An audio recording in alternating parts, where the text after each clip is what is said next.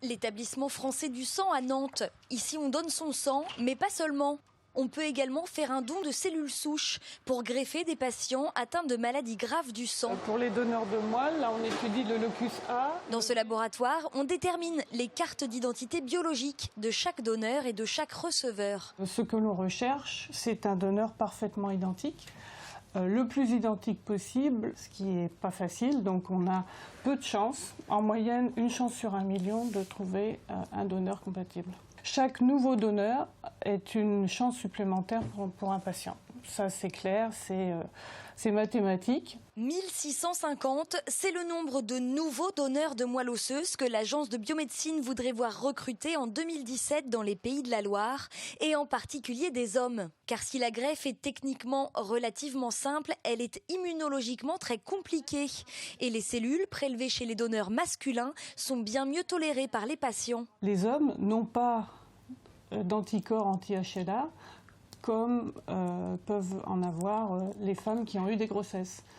Et ces anticorps compliquent énormément la greffe d'un point de vue immunologique. Si on a le choix, le médecin greffeur va retenir un donneur plutôt homme.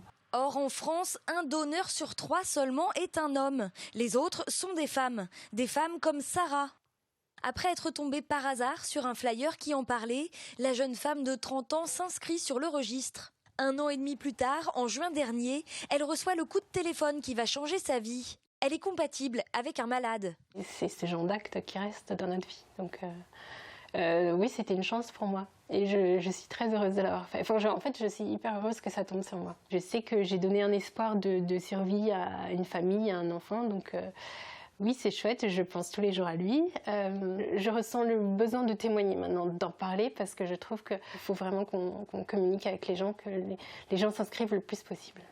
3 fois sur 4, le don se fait tout simplement par un prélèvement sanguin particulier qui dure 3 à 4 heures. Pour le quart restant, le prélèvement se fait au niveau de l'os du bassin et nécessite 48 heures d'hospitalisation. Grâce à des donneurs comme Sarah, l'an dernier au CHU de Nantes, 60 patients ont pu être greffés.